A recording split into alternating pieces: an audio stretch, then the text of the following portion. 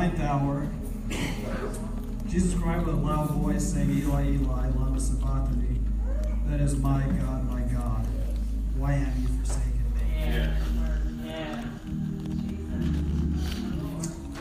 Here we are, the fourth word, the apex of the journey. Yes, sir. The earth is dark. And it seems right at the height of this great thing that Jesus came to do, he's saying, my God, why have you forsaken me? And I don't know about you, that's a little weird to me. This is the apex. This is the height of the journey. And instead of him saying something joyful, he's saying, God, where are you? And it turns out, child of God, that he is not the only person who feels forsaken. For in all of our lives, there will come a day that we all feel that God has forsaken us. We will feel that we are alone. We will feel that God is not drawing near to us when we're drawing, as the scripture says, when we're drawing near to him. And if that hasn't happened to you yet, I just come to tell you to keep on living. Because there will come a day where you feel that the bottom has dropped out on your life. And may I assert on tonight that this has to happen. That here Jesus is showing his humanity as much as his divinity. That he is showing us that in life we will have questions of what the future holds for us and what our lives will turn into. And I just come on tonight to tell you that even though when it seems that you are alone and you're without God, that he is with you even when you don't see it. And if you don't get anything else I have to say to you tonight, just understand that Jesus must feel this way because God is using him as a public example. Well, how is he a public example? He's an example, one, that no one's immune to trouble. That in all of our lives, we will have trouble. The Bible says in this world, you will have trouble. Trouble is inevitable. It is something that you will feel time and time again. And the question I have for you is, how will you handle the trouble you feel in your life? My brother, my sister, life is not merely about what you go through, but it's rather about what you learn from your experiences. Because if you go through something, you don't learn anything, then you've missed the point of it all. That in life, we have to go through some bad things. Andre Krause said, if I never had a problem, I would have known that God could solve it. I had an old basketball coach who said, I love to win basketball games, but if we never lost, we never made to assess ourselves and make ourselves better. And I just come by here to tell somebody that life will take its course and something bad will happen. What's happening here in this text is that God is shifted positions in Jesus' life and this mission. That in a certain spot that Jesus expects God to be in, he's not in that position. And I can guarantee the same thing's happening in your life. You're expecting God to do this for you. You're expecting him to be in this position. But what is happening in your life is that God has just simply shifted his position. He's changed angles in your life. And what you must take from that is, even when God has shifted in your life, you got to praise him because he's still present in your life. Because if he left you, you wouldn't have a job. If he left you, you wouldn't have woke up this morning. If he left you, you would have got into that accident. If he left you, your family would have stabbed you in the back. But praise God that he's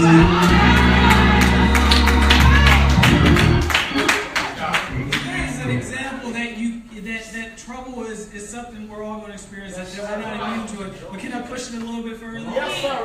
He's an example that we can't give up on the assignment we're given. That Jesus is the Son of the Almighty. And if he wanted to, he could have come down from that cross. He could have called some people and said, get me down from here the same way I got up here. Help me get down from here. But for him to stay on the cross, he experiences, he understands the assignment he has on him. He feels the heaviness. He feels the magnitude that if I come down from here, I'm hurting somebody else's life. Because the wages of sin were death, but Jesus died so that we can be saved from our sins. And in your life, I know it's easy to throw in the towel. I know it's easy to walk away from it, but you got to stick to it. And next thing you say, neighbor, get some stick-to-itness. Get some stick-to-itness. You cannot throw in the towel. Don't get weary and well-doing. In due season,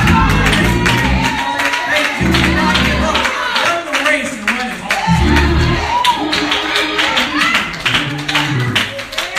Let me remind you that God has not given us a spirit of fear, but one of power and one of love and one of a strong mind. You have what it takes to run the race. You can prevail. God is with you. Don't give up. You can make it. What what you're experiencing, what Jesus is experiencing here. I don't know anything about this, but Google tells me that pregnancy pains are some terrible things. Man, I'm saved from it. I was born from it, but I'm glad I won't ever have to experience it, because I say those pains are so unbearable, and it gets hard, and it gets tough, and sometimes you don't know if you'll be able to make it through the pains. Come here, come here, come here. What you're going through is nothing different. You feel it's unbearable. You feel you can't take it. But guess what? When the end result gets there, when the baby comes out, there's nothing but joy out of it. And I just come by to tell somebody, Romans 8:18 says, what you're going through now is nothing compared to the reward God has for you. So all things work together for the good of those who love the Lord, called according to His.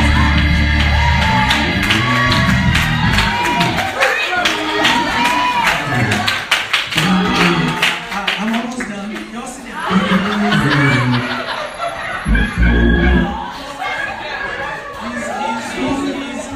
He's an example he's an example that trouble was something that none of us are immune to. No, not that one. He's an example that we have to finish our assignment. We have to continue on our assignment. But he's also an example. God is using Jesus as an example that Scripture is fulfilled in everybody's life. That's right. If you don't believe it, these words we see in this 46th verse of the 27th chapter of Matthew, word for word, we see them in the 22nd number of the Psalm. My God, why have thou forsaken me? What he's showing us, what God is showing us here is that the same God that was in the Old Testament is in the New Testament. It's all connected together. I just come by here to tell you that the same God that was with you before in the last hour is the same God who's with you now. You don't see it, but the Scripture that's in here that you read is being fulfilled in your life. That's really all I come by here to tell you. I tell you, don't throw in the towel, because everybody that's great has to deal with something. But what made them great is after they came out of it, God strengthened them. God saw them through. And I come by to tell you that God is with you in the midst of your trouble. God is fulfilling Scripture here with Jesus on the cross. He's showing that the Old Testament prophecies are they're true. Everything that Isaiah said about Christ coming is true. Everything in the 34th chapter of Exodus, we see Moses talking about the remission of sin, and we see that the remission of sin was paid by the shedding of blood in the New Testament right here on this cross. What God is showing you here is that Scripture is fulfilled in everybody's life. We see in the Scripture further that there's a prediction that Jesus will come, but there's also a prediction that one day He has to die, and that there will come a time where He will have to feel this heaviness and this darkness, and in your life you will have to go through something. In your life, you are not immune to the fact that we all will have the bottom dropped out, that something awful will happen, and that you will have to rebound from it. And even when you don't feel God, you have to know that God is there. And I know you have the question of why.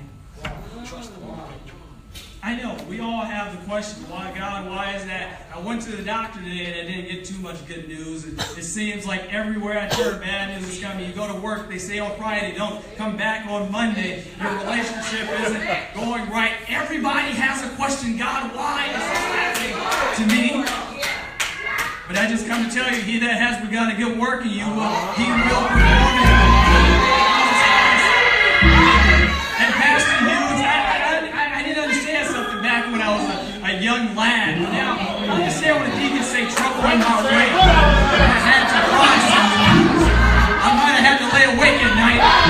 But that's all right. Because Jesus will fix it after a while. What you're going through won't last forever. But you will. Because the God who shifted positions is helping you through. Working on it. So be not dismayed. Whatever we talk, God will take care of you in His ways. Love abide. God will take care of you every day, all the way.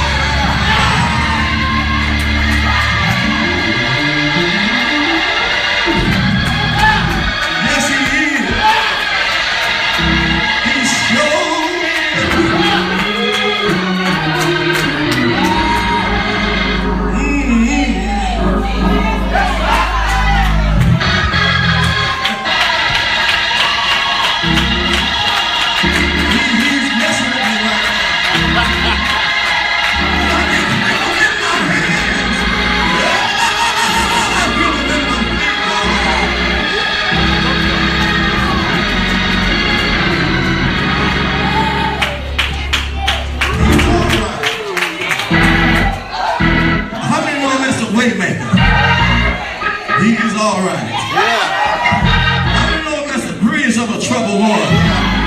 He's all right. How many know him as a doctor in the sick room? He's all right. Do you know him as a lawyer in the courtroom? I know they got these other preachers who got the car.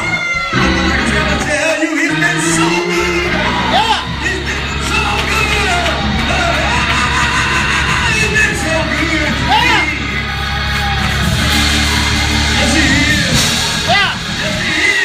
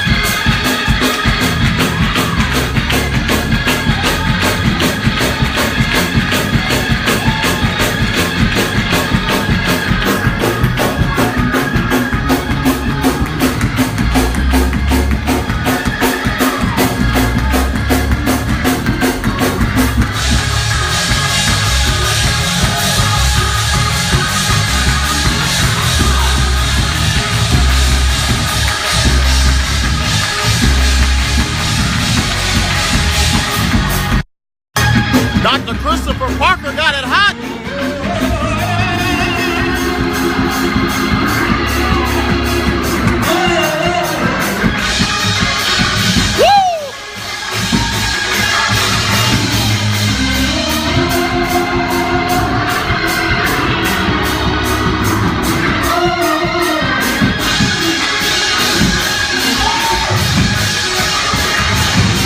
It's Friday night. It's party night anyway, y'all. Why the hell the Holy Ghost party up in this place on tonight?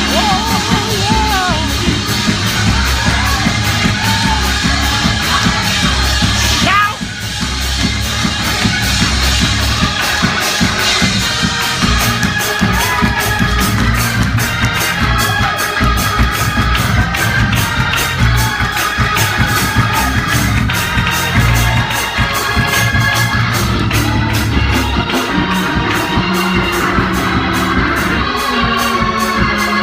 Play, play!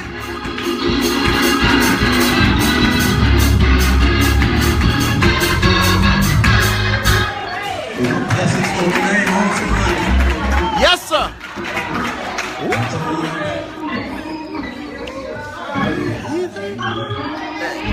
Yes, Lord. Yes, Lord. These preachers, Yes, and we've only gone through 4 so far. But these preachers have been preaching. oh yes, Lord.